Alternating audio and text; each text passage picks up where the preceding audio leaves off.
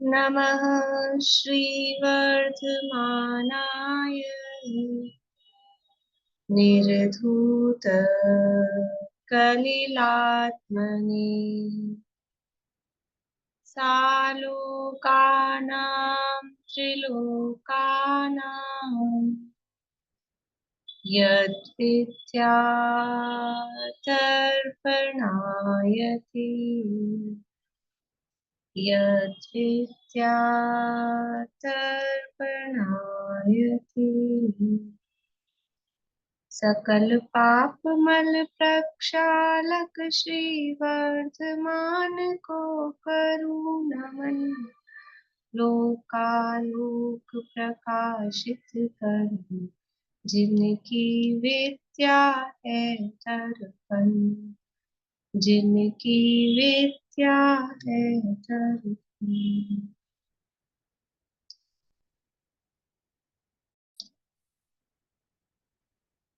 रत्नकरण शाकाचार नामक की ग्रंथ है, आचार्य महाराज समंतभद्र स्वामी द्वारा रचित। इसके अंतर्गत पंचम शिक्षाव्रत अधिकार चल रहा है। उसमें अंतिम शिक्षाव्रत है वैयावृत्य नाम का। और वैयावृत्य इसे कहा गया है, दान देना ही प्रमुख रूप से वैयावृत्य है। और हाथ पांव आदि दबाना वो भी वास्तव में एक प्रकार का दान ही है, वो उसमें गर्भित ही है। दान शब्द का बहुत व्यापक अर्थ यहाँ दिया है कि आहार का दान, औषधि का दान, आवास का दान, उपकरण का दान, और उसके अंतर्गत ही शास्त्र दान, अभय दान वो गर्भित है। तो जो हाथ पांव आदि दबाना है वो भी औषध दान के अंतर्गत उसको ले सकते हैं, और स्थितिकरण के रूप में भी उसको ले सकते हैं। तो यहाँ 4 प्रकार के दान बताने वाला जो श्लोक था 117 नंबर का, उसी में सरस्वती जी ने काफी विस्तार से वर्णन किया है। श्लोक का पाठ कर लेते हैं एक बार। 117 नंबर का श्लोक है। आहारोषधयोरुपकरणावासयोश्च दानेन वैयावृत्यं ब्रुवते चतुरात्मत्वेन चतुरस्रा। चतुरस्र अर्थात जो 4 ज्ञान के धारी गंधर्व देव हैं, वे आहार दान, औषधि दान, उपकरण दान और आवास दान, ये 4 प्रकार के दान करके वैयावृत्य को 4 प्रकार का कहते हैं। चारों दानों का स्वरूप यहाँ हमने देख लिया है।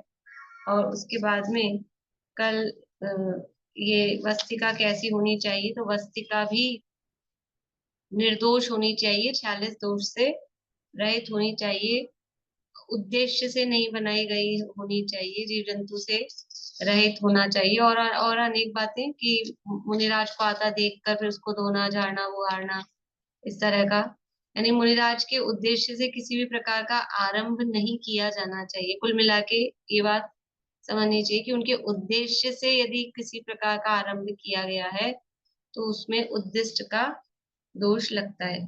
फिर यहाँ दुर्लभता भी बताई थी कि उत्तम पात्र का मिलना वास्तव में बहुत दुर्लभ है। अब इसी दुर्लभता को ही आगे बढ़ाते हुए, ये सब कल अपन ने पढ़ लिया था 181 तक। अब पेज नंबर है 182, 182 नंबर पेज है। बहुत ज्यादा कठिन नहीं है प्रकरण, तो अपन थोड़ा रीडिंग करेंगे, जहाँ ज्यादा कुछ बात होगी समझने की तो देखेंगे, अदरवाइज को रीडिंग ही कर लेते हैं अपन।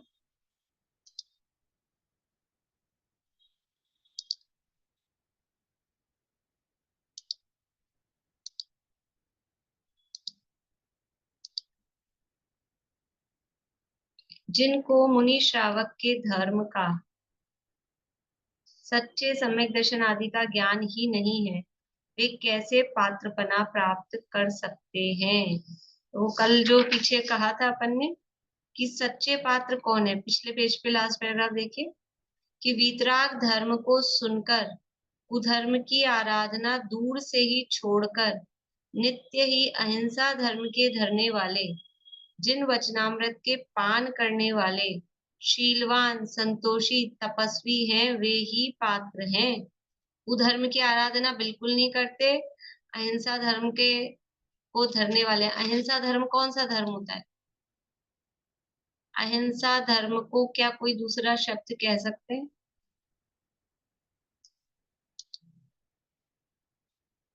अणुव्रत या महाव्रत।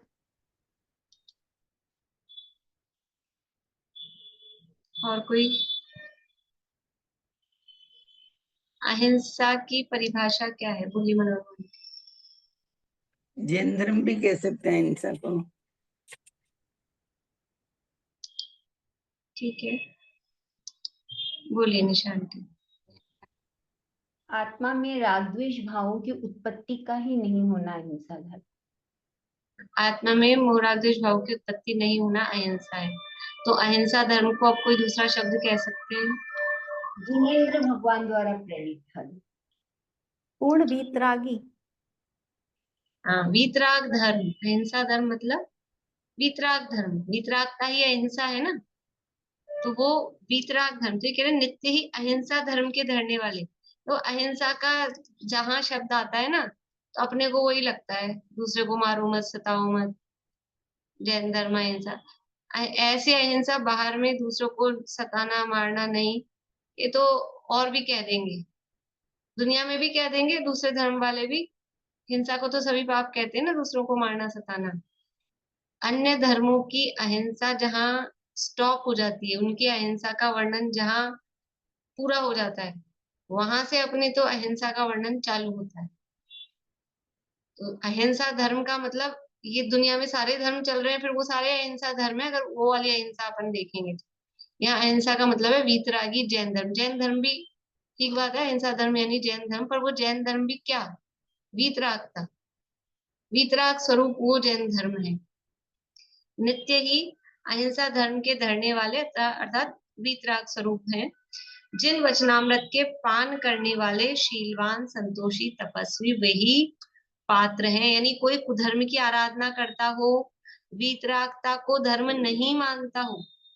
देखो, वीतराग धर्म के धरने वाले का मतलब वीतरागी पूर्ण वीतरागी हो गए हैं वो नहीं है। वो तो पात्र कहाँ से, अरहंत भगवान अपने लिए पात्र हो सकते हैं किसी भी रूप में। अब उनको अपन क्या देंगे? तो पात्र तो जो नीचे है, मतलब कुछ राग का अंश उनके शेष है, वही पात्रपना बन सकता है। अगर पूर्ण वीतरागी हो जाएंगे तो फिर पात्रपने की आवश्यकता ही, मतलब पात्रपना ही कहाँ है। यहाँ तो यद्यपि पूर्ण वितरागी नहीं हुए हैं, लेकिन फिर भी वीतरागता को ही हितकर और उपादेय मानते हैं। वो वीतराग धर्म के धरने वाले हैं। भले ही अभी हम राग द्वेष के बीच में पड़े हैं, रागी द्वेषी हैं, स्वयं राग द्वेष करते हैं, है ना, लेकिन हम उपादेय किसको मानते हैं? यदि हम राग को उपादेय मानते हैं तो फिर हम वीतराग धर्म के उपासक नहीं है। और यदि हम वीतरागता को हितकर उपादेय मानते हैं तो हम वीतराग धर्म के उपासक हैं।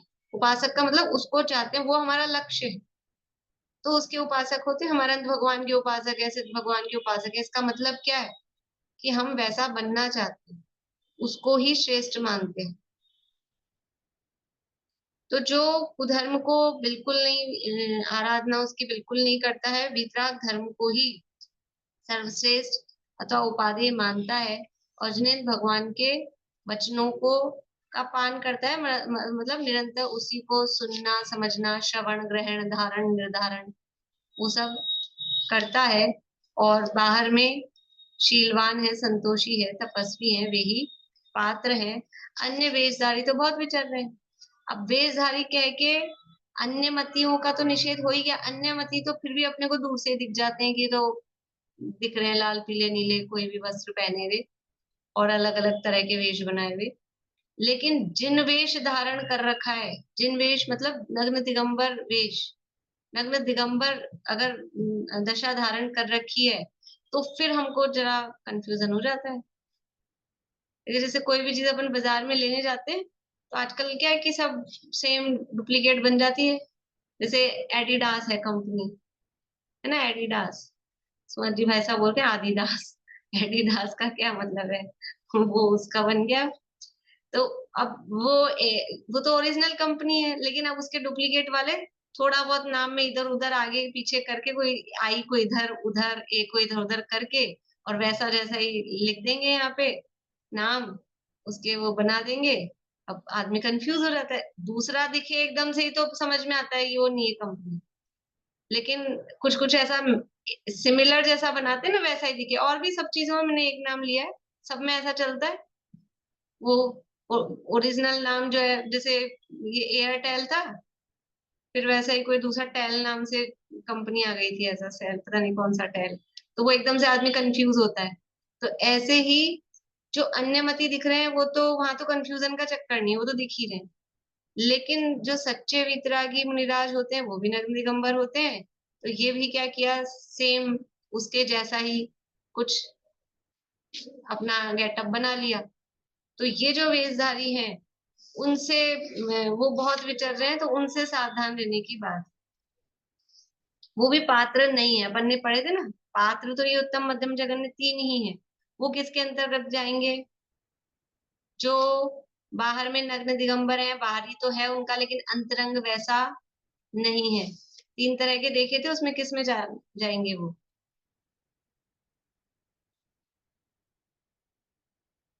बोलिए सुनीता आंटी। कुपात्र में जाइए वो। कुपात्र, ठीक है ना, वो पात्र नहीं है, वो कुपात्र है।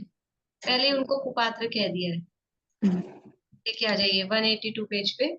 जिनको मुनि श्रावक के धर्म का, सच्चे सम्यक दर्शन आदि का ज्ञान ही नहीं है, वे कैसे पात्रपना प्राप्त कर सकते हैं। उनको कुपात्र में क्यों रखा, कि उनको मुनि का धर्म क्या है, मुनि धर्म क्या है। मुनि धर्म किसका नाम है, नग्न दिगंबर हो जाना, इसका नाम मुनि धर्म है। मुनि धर्म किसका नाम है, बाल बोध में परिभाषा दी है सिद्ध भगवान की।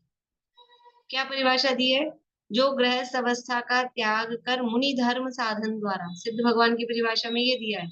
और अनंत भगवान की परिभाषा में, जो गृहस्थ पना त्याग कर मुनि धर्म अंगीकार कर निज स्वभाव साधन द्वारा चार घातियों कर्मों का क्षय करके अनंत चतुष्टय रूप विराजमान हुए हैं वे अरहंत। तो मुनि धर्म का मतलब क्या, तो वो तो मोक्षम प्रकाशक में से दिए, वहां मोक्षम प्रकाशक में लिखा है मुनि धर्म का मतलब है शुद्धोपयोग, शुद्धोपयोग रूप मुनि धर्म, ऐसा शब्द दिया। मुनि धर्म का मतलब है जो शुद्धोपयोग है, शुद्धोपयोगी है, जिनको शुद्धोपयोग की प्राप्ति होती है, हुई है, वो है मुनि धर्म।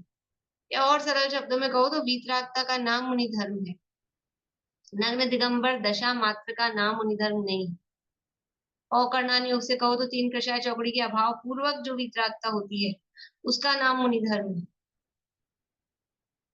तो अब जिसको पता ही नहीं मुनि श्रावक का धर्म, श्रावक का धर्म क्या है कि दो कषाय चौकड़ी के अभाव पूर्वक वितरागता, वो श्रावक का धर्म है। बाहर में खाली सफेद चदरा ओढ़ लेना और ये नहीं खाना वो नहीं खाना, क्रियाकांड करना, उसका नाम श्रावक धर्म नहीं है। अंदर श्रावक के योग्य वीतरागता होना वो श्रावक का धर्म है। तो जिसको ये पता ही नहीं है, सच्चे सम्यक दर्शन आदि का ज्ञान ही नहीं है, तीन है ना पात्र, देखो तीनों ले लिए, मुनि उत्तम पात्र, श्रावक मध्यम पात्र, और जो सम्यक दृष्टि है चौथे गुण स्थानवर्ती वो जगन्य पात्र। तो तीनों चीजें लेके उसका ज्ञान ही नहीं है कि कौन है ये, तो वो खुद कैसे पात्र हो सकता है जिसको ज्ञान ही नहीं। बिना ज्ञान के वो पात्रता आएगी कहाँ से, वे कैसे पात्रता प्राप्त कर सकते हैं। मिथ्या दर्शन के भावों सहित आत्मज्ञान रहित लोभी बनकर जगत में धन आदि के तथा मिष्ट आहार के इच्छुक होकर बहुत घूम रहे हैं। मतलब कितनी विडंबना है, घर छोड़ा, संपत्ति छोड़ी, क्यों छोड़ी, कि कहने को आत्म कल्याण के लिए, लेकिन फिर भी वो छोड़ के भी धन संपत्ति और नाम और ये कमाने में लगे हुए। और वो ये कमाकर क्या समझ रहे हैं, वो क्या कमा रहे हैं। मतलब हम सोचे कि वो इतना नहीं समझ पा रहे हैं कि हम पाप कमा रहे हैं उस वेश को धारण करके भी। और इतना तो बच्चों को भी समझ में आता है।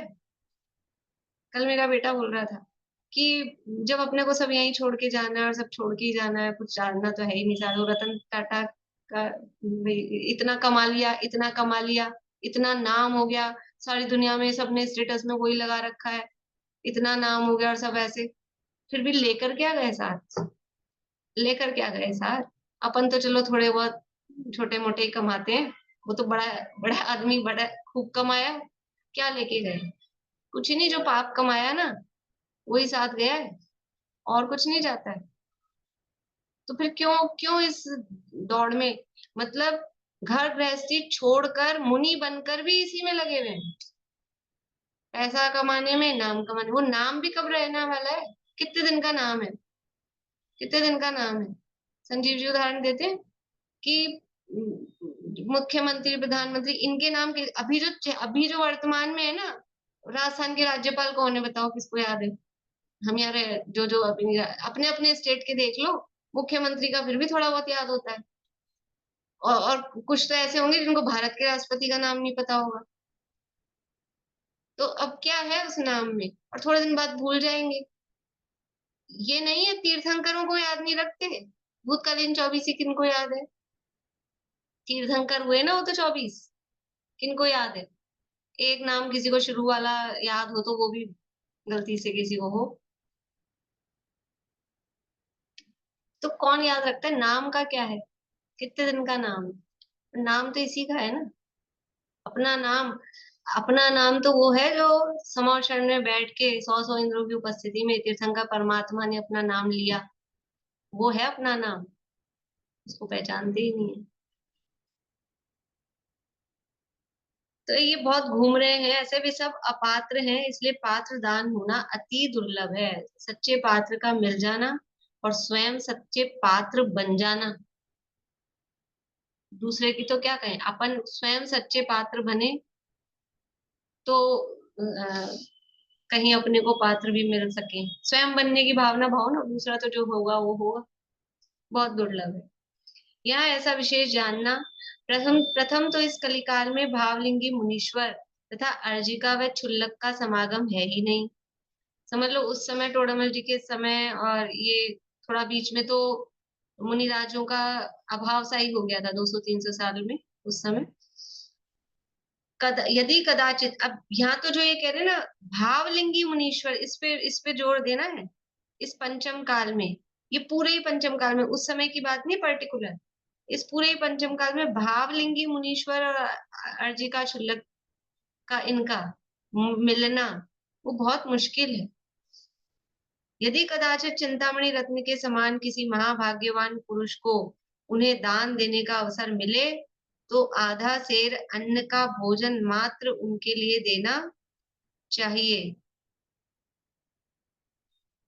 यदि क्षुल्लक या अर्जिका के वस्त्र कभी जीर्ण हो जाए तो अर्जिका तो एक सफेद वस्त्र ही ग्रहण करके पुराना वस्त्र वहीं छोड़ जाए, तथा क्षुल्लक एक लंगोटी, एक सफेद ओछा वस्त्र जिससे संपूर्ण शरीर नहीं ढक सके, ऐसा थोड़े मोल का लेकर पुराना वस्त्र वहीं छोड़ जाए, अन्य तिल तुष मात्र भी ग्रहण नहीं करे। ये आधा सेर अन्न का मतलब कितना करते हैं भाई, 32 ग्रास का आता है ना, तो वो आधा सेर वैसे उसमें लिखा है अंदाज से कि एक व्यक्ति कितना करेगा कुल मिला के टोटल, आधा सेर आधा किलो ऐसा करके। तो यदि कभी कदाचित कोई मिल जाए उत्तम पात्र, मध्यम पात्र, तो उनको मुनिराज है तो उनको भोजन का दान, और यदि आरिका या क्षुल्लक सच्चे कोई मिल जाते हैं तो उनको वस्त्र का भी, यदि उनके वस्त्र जीर्ण शीर्ण होते हुए दिखते हैं तो वो कहाँ से लाएंगे वस्त्र, उन्होंने तो घर गृहस्थी छोड़ दी है, तो श्रावक ही देते हैं उनको वस्त्र का दान भी,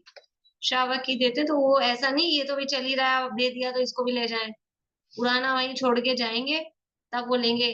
कोई अटैची साथ में ले जाने की, चलने की, अलमारी रखने की वो व्यवस्था नहीं है, तो वो जितना रखना है उतना ही रखना है। अन्य तिलतुष मात्र भी ग्रहण नहीं करते। धन का सदुपयोग करो, ऐसे सुपात्रों को दान देने में कुछ भी धन खर्च नहीं होता है। बिना न्योता, बिना बुलाया कभी अचानक आ जाए तो गृहस्थ अपने स्वयं के लिए बनाए रूखे या चिकने भोजन में से दान का हिस्सा निकाल कर दे देता है। देखो सुपात्रों को ये क्या कह रहे हैं, कुछ भी धन खर्च नहीं होता है। और आजकल क्या होता है, मैंने बताया था कि लोगों के डायलॉग क्या होते हैं, लोगों के डायलॉग ऐसे होते हैं, खुद मतलब सुने हैं बिल्कुल प्रत्यक्ष। महाराज के लिए चौका लगाया, बोले महाराज के लिए चौका लगाया, इतने के नीचे आ गए हम, ऐसे शब्द, इतने हजार के नीचे आ गए। मतलब क्या तो भावना रही चौका लगाने की, जो ये सोच रहे कि हम इतने हजार के नीचे आ गए और इतने इतने हजार खर्च हुए, तो वो वास्तव में वो बोझा हो जाता है। वो बहुत उद्देश्य आहार है और चावक के लिए भी बोझा हो जाता है। मुनिराज की तो अपन ने आहार की वृत्ति देखी थी, भ्रामरी वृत्ति। भंवरा कैसा होता है, फूलों में से रस भी चूस लेता है, फूल को कष्ट नहीं होता जरा सा भी, तो ऐसे ही महाराज मुनिराज तो वो होते हैं जो शावक के घर आहार ले जाएं, शावक को बिल्कुल भी कष्ट दिक्कत नहीं हो, खुद के लिए जो बनाया रूखा सूखा मीठा बिना मीठा फीका जैसा भी, उसी में से वो ले जाते हैं। तो कहाँ कोई अलग से नीचे आएंगे, एक्स्ट्रा बनाया ही अपने लिए बनाया था उसी में से तो दिया है, एक्स्ट्रा बनाने का एक्स्ट्रा कुछ करने का काम ही नहीं। धनवान लोग अपने धन धन को किस कार्य में लगाकर सफल करें।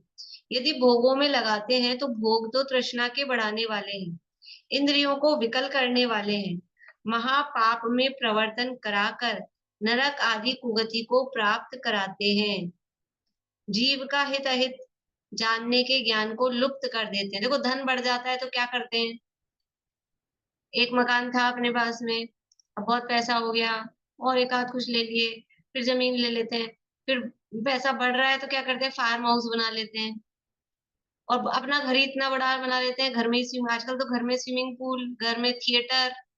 क्या होता है, ये जो धन बढ़ रहा है ना, वो धन बढ़ रहा है तो क्या करेंगे, वो पहले तो धन बढ़ता था तो आदमी अच्छा खाता था, ये सब चीजें तो थी नहीं, दान देता था और सोना ले लेता था, चलो ठीक है। अभी आजकल तो एसेट तो कुछ होती ही नहीं है, होम थिएटर बनाएंगे, लाखों का करोड़ों का बड़ा टीवी लाएंगे, वो सोफा लगाएंगे, अच्छा आगे पीछे ऊपर नीचे हो जाए अपने, और फिर बैठ के क्या करना है, विषय भोग बढ़ेंगे, तृष्णा, उससे कोई तृप्ति नहीं होती, तृष्णा बढ़ती है। स्विमिंग पूल बना लेंगे, उसमें क्या होगा, महापाप, इतना सारा अनछना पानी, इन्हीं से हम छान के भरेंगे, कितनी देर का छना रहेगा उसमें, छान के भर दोगे, कितना भरोगे, क्या करोगे, क्या होगा उसमें। अब किसी को चुभ सकती है बातें, हो सकता है, मैं मतलब मैं किसी को पर्टिकुलर नहीं बोल रही हूँ, मैं तो जनरल सबका है ऐसा, या हो सकता है किसी के होंगे, लेकिन मैं किसी को कोई अपने पे नहीं लेना कि मैं किसी को देख के किसी के उद्देश्य से बोल रही हूँ, मुझे पता भी नहीं किसका क्या है, लेकिन ऐसा दुनिया में देखते हैं ना, होता ही है, पैसा बढ़ता है तो क्या करते हैं, यही करते हैं, और इससे ही अपना स्टेटस होता है, फार्म हाउस नहीं हो और स्विमिंग पूल नहीं हो तो फिर कहीं का स्टेटस अपना। ये तो एक दो चीजें कही हैं, और भी पता नहीं क्या क्या होते हैं, ज्यादा नहीं बोल रही हूँ।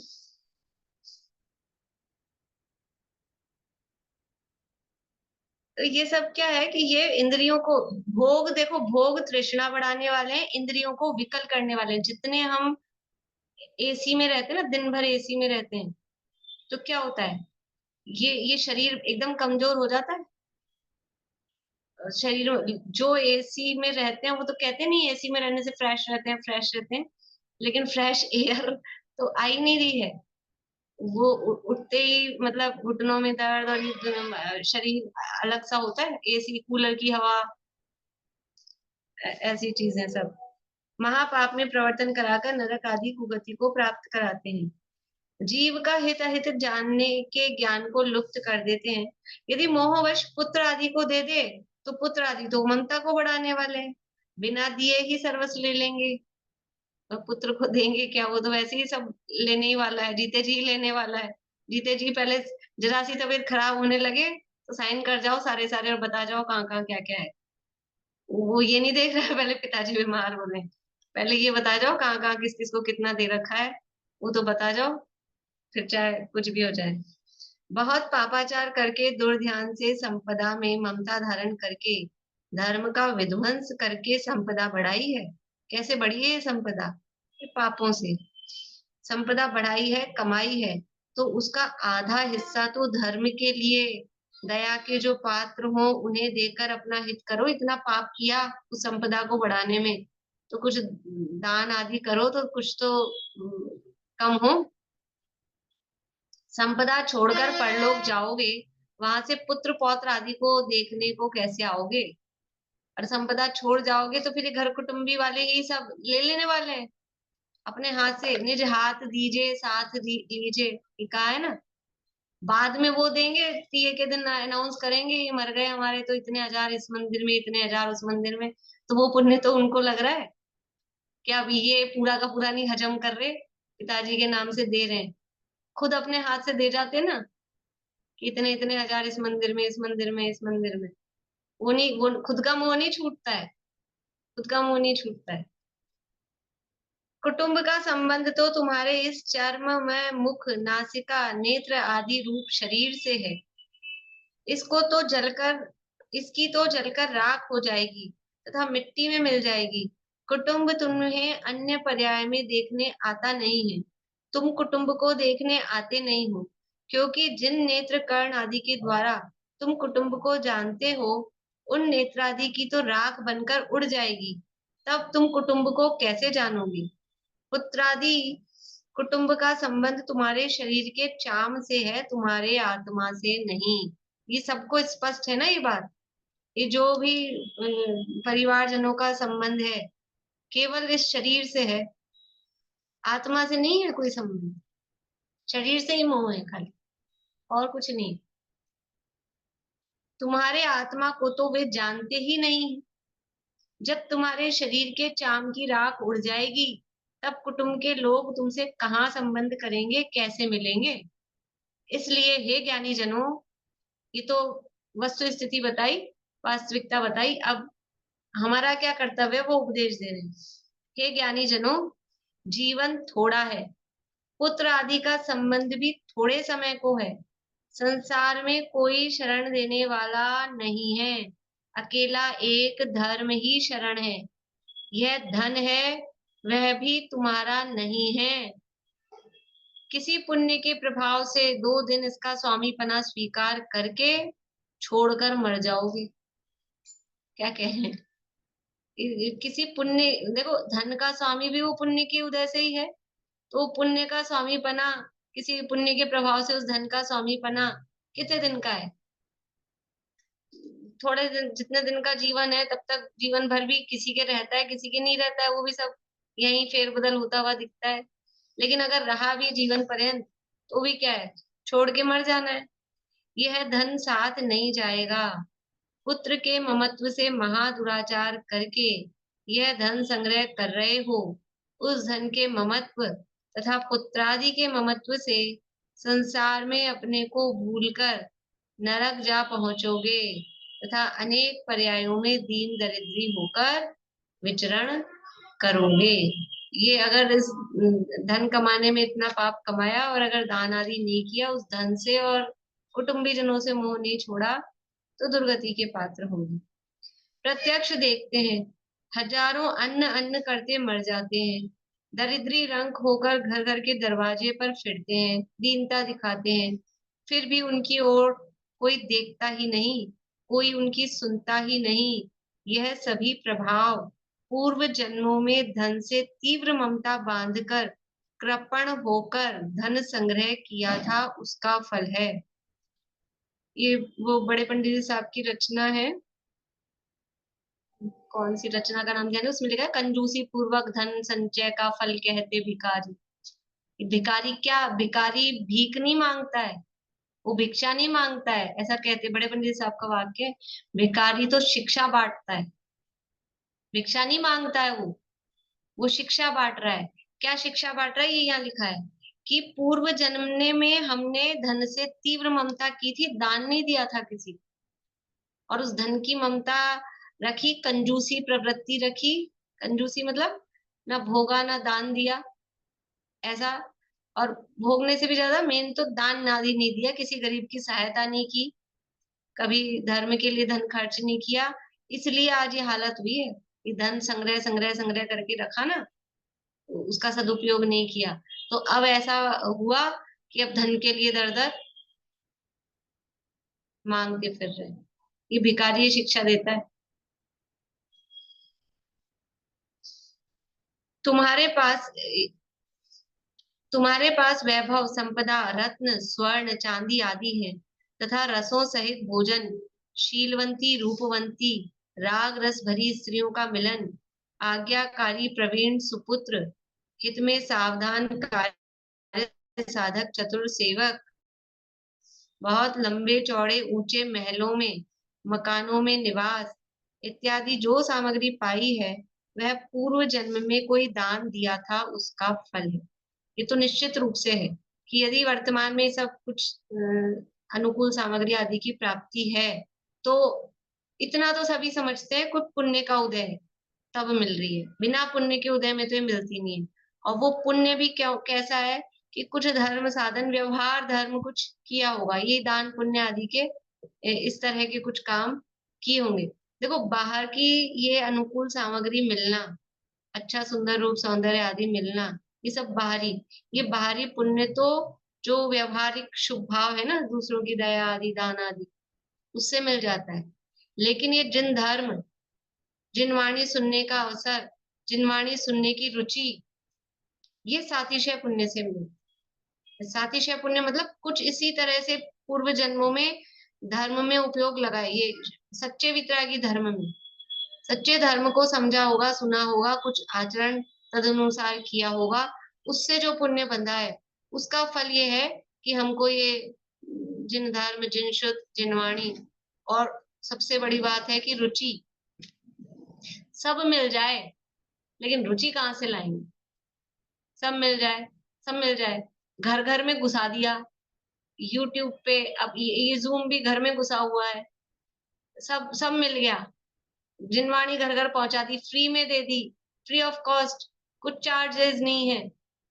अपनी जहाँ रुचि है ना, वहाँ हजारों हजारों के टिकट देकर वहां जाता है, और यहाँ कुछ नहीं है, फ्री में अपनी सुविधा के अनुसार जब चाहे जब सुनो पढ़ो समझो, और कोई कठिन चीज नहीं है। लेकिन रुचि कहाँ से लाए? रुचि नहीं है, क्या करें? घर में चलता है ना, घर में भी, तो भी जिसकी रुचि होती है वो सुनता है, नहीं तो वो अपने दरवाजा बंद कर ले, कान बंद कर ले। आजकल कानों में ढक्कन लगाने की अच्छी सुविधाएं हैं। दूसरा वो ढक्कन लगा के बैठ जाओ, आएगी नहीं, कान में पड़ेगी नहीं। यो अब वो पाप का उदय है। ये बाहर में शारीरिक प्रतिकूलता आ गई, शरीर में तकलीफ आ गई, रुपया पैसा कम हो गया, ये पाप का उदय नहीं है असली। ये वैसा ही पाप का उदय साधारण। बड़ा भयंकर पाप का उदय क्या है कि हमको जिन मंदिर नहीं मिल रहा, जिनवाणी नहीं मिल रही, जिनवाणी सुनने का अवसर नहीं मिल रहा, और सबसे बड़ा पाप का उदय ये है कि उस जिनवाणी को सुनने की रुचि नहीं। ये सबसे बड़ा पाप का उदय, ऐसा समझ में ही नहीं आता है। ये पूर्व जन्म में कोई दान दिया था, उसका फल है। दान के प्रभाव से भोग भूमि में जन्म तथा स्वर्ग के विमानों का स्वामीपना होता है, जहाँ असंख्यात काल तक सुख भोगने को मिलता है। यहाँ की तुच्छ संपदा, काय क्लेश सहित महामलिन शरीर आदि उसके सामने क्या चीज है? ये यहाँ के जो क्या है, होम थिएटर और ये सोफा वोफा स्विमिंग पूल, ये क्या है? नंदन वन में क्रीड़ा करने को मिलेगा, उसके आगे ये सब क्या है? और देवों का दिव्य शरीर, वो मिलेगा। देखो कोई लोभ लालच ऐसा नहीं, अपने आप मिलता है। अगर उस लालसा से कि अच्छा चलो यहाँ छोड़ दो और फिर देवगति में जाएंगे तो 32 तो मिलेंगी देवांगनाएं, उस लालसा से करता है तो वो मिलता भी नहीं। लेकिन यहाँ तो बता रहे हैं कि मतलब कंपैरिजन करके बता रहे हैं, कोई लोभ दिखा रहे हैं। और फिर ये कहा है ना टोडोमल साहब ने कि एक कषाय छुड़ाकर दूसरी, एक कषाय उत्पन्न कराकर भी दूसरी कषाय को छुड़ाते हैं। तो यहाँ उधर पापों में प्रवृत्ति, भोगों से प्रवृत्ति छुड़ानी है यहाँ पर, और दान आदि में लगाना है, ये प्रेरणा देनी है। तो थोड़ा सा स्वर्ग आदि का लोभ भी दिखा देते हैं, थोड़ी सी टॉफी वॉफी स्वर्ग की वो बता देते हैं। ऐसी संपदा तुम्हारे यहाँ स्थिर नहीं रहेगी। वहां तो क्या है कि वहां तो असंख्यात काल तक रहेगी, और यहाँ कितना सा समय, 50 साल तक भी वो कमाने में ही लग जाते हैं। 35-40 साल तो कम से कम, वो जो जो इतना बड़ा साम्राज्य बनाएगा, 35-40 साल तो ऐसे ही लग गए। 80-90 मैक्सिमम मान लो, आजकल कोई 100 साल तक तो जीता नहीं है। अब 30-40 साल भोगना है उसको, ज्यादा से ज्यादा भी कोई भोग रहा है, इतनी आयु मिल भी जाए तो। और वहां सागरों की आयु मिलने वाली है, असंख्यात वर्ष। तुम्हारा विचार ऐसा है, यह हमारी लक्ष्मी है, हमारे कुल में चली आ रही है। हम बुद्धिहीन नहीं है जो हमारी लक्ष्मी नष्ट हो जाएगी। जो मूर्ख बुद्धिहीन होकर भूले करते हुए चलते हैं, उनकी संपत्ति नष्ट हो जाती है। ये वो सोच रहा है, संपत्तिवान व्यक्ति क्या सोच रहा है कि तो हमारी धन है, हमारे तो परंपरा से पूर्वों से चली आई है, इतनी हमारी संपदा है, हमको ऐसे थोड़ी ना हम गंवा देंगे, हम बुद्धिहीन थोड़ी ना है, हम तो और बढ़ाते हैं अपने अपने टैलेंट से, हम ब्रिलियंट हैं ऐसा। और जो भूल करते हैं, जो ना समझ है, उनकी संपत्ति जाती है, अपनी थोड़ी ना जाएगी। तो कह रहे हैं ऐसा तुम्हारा भ्रम है। ये धन संपदा बुद्धि से आती है, मेहनत से आती है, पुरुषार्थ से आती है, ऐसा मानना ये बहुत बड़ा भ्रम है। धन पुरुषार्थ से नहीं आता है, बुद्धि से नहीं आता है। वो तो पुण्य का उदय, पूर्व पुण्य का उदय होता है तो आता है। ऐसा तुम्हारा भ्रम है। वह मिथ्या दर्शन के उदय के जोर से बड़ा भ्रम है तथा अनंतानुबंधी कषाय के उदय से अभिमान है। वह थोड़े दिन में ही नरक का नारकी बना देगा। ये जो ऐसा मानना है, ये वास्तव में मिथ्यात्व का तीव्र उदय है। जो ये मान रहा है ना कि संपत्ति तो अपनी बनी ही रहेगी, बनी ही रहेगी, जो अनित्य को नित्य मान रहा है। अब बताओ ये मान्यता सही है कि गलत है? लक्ष्मी को तो दुनिया में कहते हैं लक्ष्मी चंचल है या स्थिर है, अपन ये नहीं कह रहे अकेले। कोई से भी दुनिया में नीति वालों से किससे पूछ लो, लक्ष्मी तो बिजली की चमक है, चंचल है। पर्यायवाची शब्द है लक्ष्मी के, हिंदी के पढ़ते ना हिंदी व्याकरण में पर्यायवाची शब्द। लक्ष्मी का पर्यायवाची शब्द है चंचल। चंचल का मतलब है स्थिर है, एक जगह टिकने वाली नहीं है। और फिर भी सोच रहे हैं हम तो टिका के रखेंगे, अपनी अपनी वो है सारी। ऐसा नहीं है, ये बड़ा मिथ्यात्व है, बड़ा भ्रम है। और ये जो अभिमान हो रहा है अनंतानुबंधी जन्य, वो थोड़े ही दिनों में ये अभिमान कहाँ पहुंचा देगा? नरक का नारकी बना देगा। अतः हे आत्मन, यदि तुम्हें जिनेन्द्र देव के वचनों का श्रद्धान है, धर्म से प्रीति है तथा दुखी जीवों को देखकर दया आती है, तो हृदय में ऐसा सही विचार करो। मैं मूढ़ आत्मा ने, यानी मुझ मूढ़ आत्मा ने धन से ममता करके, मतलब मैं मूढ़ आत्मा ने का मतलब है मुझने, मैंने, सीधा सा शब्द है मैंने, ऐसा। धन से ममता करके पुराने पैतृक धन की तो बड़े प्रयत्न से रक्षा की है तथा नया भी बहुत धन कमाया है। धन कमाने के लिए मैंने बहुत क्षुधा, तृषा, शीत, उष्ण आदि दुख भोगे हैं तथा अनेक आरंभ, व्यापार, राज सेवा, विदेश गमन, समुद्र प्रवेश इत्यादि किए हैं। अधर्मी म्लेच्छ आदि को अनुकूल करने में, राजी करने में बहुत निंदनीय कार्य करना पड़े हैं। जिस जिस प्रकार से धन पैदा किया है, अब मरण तो अचानक आएगा, धन बचा नहीं सकेगा। ये विचार करो, इतने सारे पाप करके धन इकट्ठा किया, लेकिन क्या रतन टाटा के पास धन की कमी थी? वो धन उनको नहीं बचा पाया। हमको सीखना चाहिए कि उनको बचा पाया क्या? इतना धन था ना। धनवान भी तो मरते हुए दिख रहे हैं, तो दोनों एक से तो हो गए। निर्धन भी मर जाता है, धनवान भी मर जाता है। निर्धन, वो कहते हैं ना सूर्य प्रकाश जी, वो क्या है, वो टूटा कटोरा, फूटा कटोरा वो छोड़ के गया भिखारी। और ये बहुत बड़े बड़े सोने चांदी के कलश छोड़ के गए। गए तो छोड़ के ही ना, गए तो छोड़ के ही, साथ तो कुछ नहीं गया। जो गया वो अपने अपने परिणाम, उसके हिसाब से कर्मों का बंध, वो साथ गया। ये धन बचा नहीं सकेगा। इसलिए अब मुझे अन्याय से, अनीति से तथा पाप के धंधों से, पापियों की सेवा करने से, कपट के अनेक तरीकों से धन पैदा करने का शीघ्र ही त्याग करना चाहिए। यानी श्रावक आजीविका करता है, आजीविका करना श्रावक का कर्तव्य है, घर गृहस्थी चलाना, लेकिन न्याय नीति पूर्वक आजीविका होनी चाहिए। और ऐसा लिखा आत्मानुशासन में श्लोक दिया है कि न्याय नीति पूर्वक वो बहुत धन संपदा इकट्ठी होती नहीं, हो नहीं सकती है। न्याय नीति पूर्वक जो आजीविका करता है ना, तो बोलते हैं कि स्वच्छ जल से तो नदियां भरती हैं, स्वच्छ जल से। और समुद्र, वो बहुत सारा इधर उधर का गंदा पानी भी आता है ना, उससे वो समुद्र भरता है। स्वच्छ जल से ऐसे समुद्र नहीं भर सकते। तो इसलिए अन्याय से, अनीति से, पाप के धंधों से, इन तरीकों से धन पैदा करने का शीघ्र ही त्याग करना चाहिए। न्याय से कमाया हुआ जो धन है उसमें मर्यादा बांध कर रहना है। न्याय से कमाया हुए में भी मर्यादा मर्यादा बांध कर रहना है। एवं जिनका धन उन्हें भूल में डालकर गलती से अपने पास रख लिया है, उस धन को उन्हें वापस देकर क्षमा मांगना है। ये तो कर्तव्य बता रहे हैं क्या करना है चाहिए। जो धन अपने पास बचा है उसमें से पुत्रादि के हिस्से का धन तो पुत्रादि को देकर अलग करना तथा दान के लिए धन अलग रखकर उसे दूसरों के उपकार में, धर्म की प्रवृत्ति के लिए दान देने में खर्च करना चाहिए।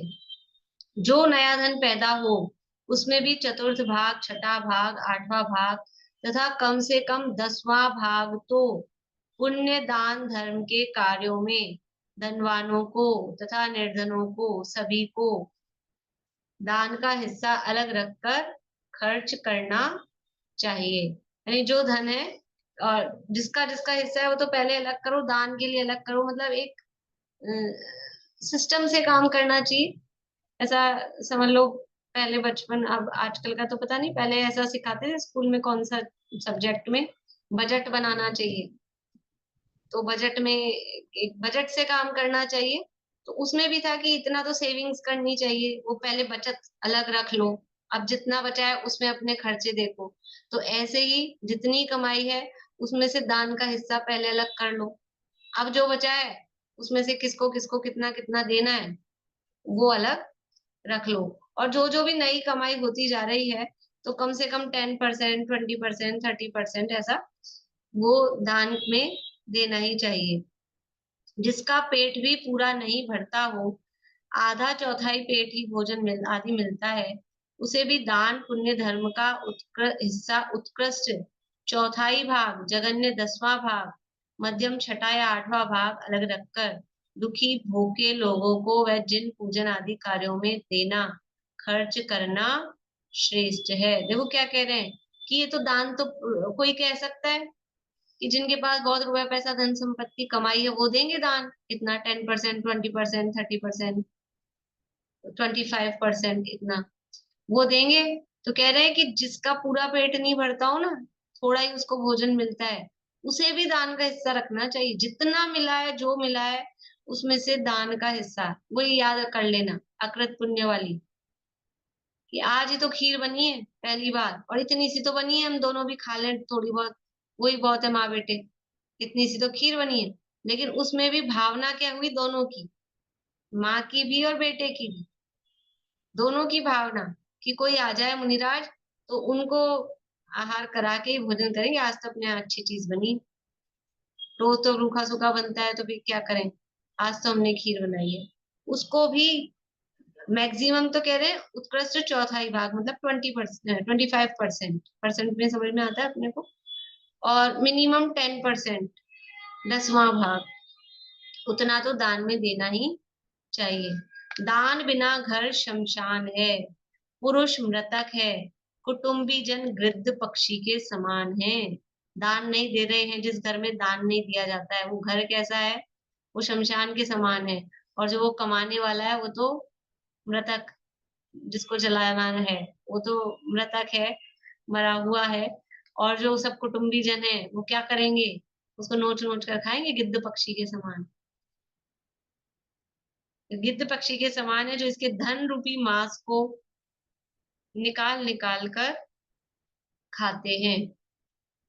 जो धनवान गृहस्थ होते हैं वे जैनियों की अनेक प्रकार से सुरक्षा पालना करते हैं। जो धर्म में शिथिल हो रहे हों उन्हें धनी पुरुष आदर देकर मीठे वचन बोलकर धर्म में दृढ़ कर देते हैं। यदि धर्म है, धन है, तो उस धन मतलब दूसरों को धर्म में स्थित करने के लिए, स्थिर करने के लिए उस धन का सदुपयोग करते हैं, करना चाहिए। कितने ही अपनी समाज के लोग काम नौकरी के योग्य होवे तो उन्हें काम देना, उनसे काम भी लेना तथा उनके भरण पोषण की व्यवस्था भी कर देना चाहिए। आप मान लीजिए जैन है, अब लेकिन पुण्य के उदय से धनवान है, संपदा है, कुछ व्यापार है, तो प्रिफर किसको करना कि अपनी समाज के लोग जैन हों और उनको नौकरी आदि की व्यवस्था नहीं होती हो तो उनको काम देना, उनसे काम भी लेना, फ्री में नहीं कि भीख दे रहे, काम लेकर उनको यथा योग्य उनके भरण पोषण की व्यवस्था, मतलब उनको सैलरी आदि देना। कितने ही स्वयं कमाकर धन पैदा करने योग्य हो तो उन्हें पूंजी का सहारा देकर भी धन बनाए रख सकते हैं। वे अपने धन का किस प्रकार से सदुपयोग करें, या तो ऐसे लोगों को, अपने साधारण जनों को काम पे रख लो, और अगर वो खुद ही है एबल है कि वो दूसरा व्यापार धंधा कर सकते हैं तो उनको कुछ रुपया पैसा व्यापार धंधा के लिए दे दो, तथा उसे 5-50 रुपया की आमदनी करा देते हो पूंजी का सहारा देकर। और उस समय तो 5 रुपए की आमदनी बहुत बड़ी होती थी, तो ऐसा लिखा है। कितने ही को अपने व्यापार में शामिल करके उनके निर्वाह योग्य आजीविका बना देना। कितने ही को धीरज प्रतीति जमा कर धन पैदा करने योग्य कर देना। कितने ही को कहकर रोजगार धंधे में लगा देना। कितने ही को दलाली वगैरह में लगाकर धंधे से लगा देना चाहिए। मतलब ये भी एक दान का ही टाइप है।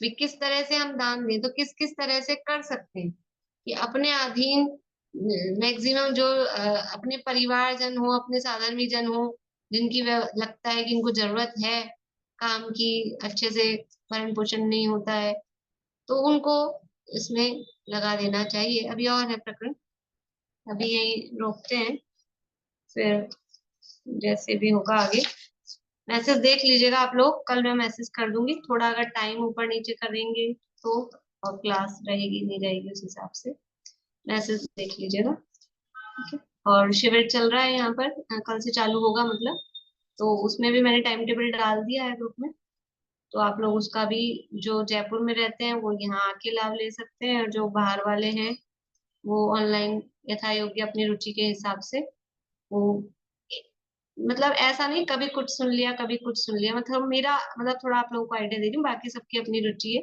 लेकिन जैसे एक क्लास एक विषय कंटिन्यू वही सुने, भी ज्यादा सारा सुनने का तो अपने पास समय भी नहीं होता, सुन भी नहीं पाते हैं, बहुत सारी चलती है, तो कंटिन्यू में एक सुनेंगे तो कुछ अपने को विषय वस्तु समझ में आएगी। पर ऐसे जो भी चल गया वही सुन लिया, ठीक है, उसमें भी लाभ होता है, नुकसान तो किसी में भी नहीं है, लेकिन फिर भी एक कुछ सब्जेक्ट वाइज और कंटिन्यूस एक सुने तो वो ज्यादा लाभदायक होता है। बोलिए। मैम कोई ऐसी एक क्लास बताइए जो सरल है, जो समझ में भी आए और मतलब हम लोगों के लायक हो, मतलब उसको डेली में कंटिन्यू में सुन ले, क्योंकि बाहर सब क्लास को तो चेक करना है मतलब पॉसिबल भी नहीं है, और इतना वो भी। विषय दिए हुए हैं तो वो है अपनी रुचि कैसी है, तो चारों ऐसे नियम कोई के हिसाब से चलती है। तो भाई अगर समय सारा सुनना है तो वो शांति जी की, जिनको मतलब जो थोड़े अपर लेवल के हैं, तो शांति जी की 49वीं गाथा चलने वाली है, अभय जी का सुन सकते हैं। और जिनको थोड़ा इधर की रुचि है, काल चक्र वगैरह, वो काल चक्र का हाँ, काल चक्र का। वो अरुण जी की भी अच्छी होती है, बहुत सारी नॉलेज देते हैं वो, और भी इधर उधर की सब तरफ की, तो वो भी सुन सकते हैं। और स्वानुभव जी की भी अच्छी होने वाली है, अच्छा लेते हैं वो भी, निश्चय व्यवहार प्रयोग विधि। एक बता दीजिए तो, काल चक्र या याद निश्चय नहीं है, व्यवहार, वापस कोई देख, भी। मैं देख के फिर, और या तुम डाल दूंगी मैसेज एक और दो दिन। मैम एक क्लास आप ले लीजिए तत्वार सूत्र और कार्तिक अनुप्रेक्षा की, रत्नकरण जी की चाहे एक बार स्टॉप कर दीजिए। मैं वही सोच रही हूँ, मैं जो भी होगा ना थोड़ा टाइम कल देख लूंगी किस तरह से क्या मैनेजमेंट रहता है टाइम का, तो फिर मैं मैसेज डाल दूंगी।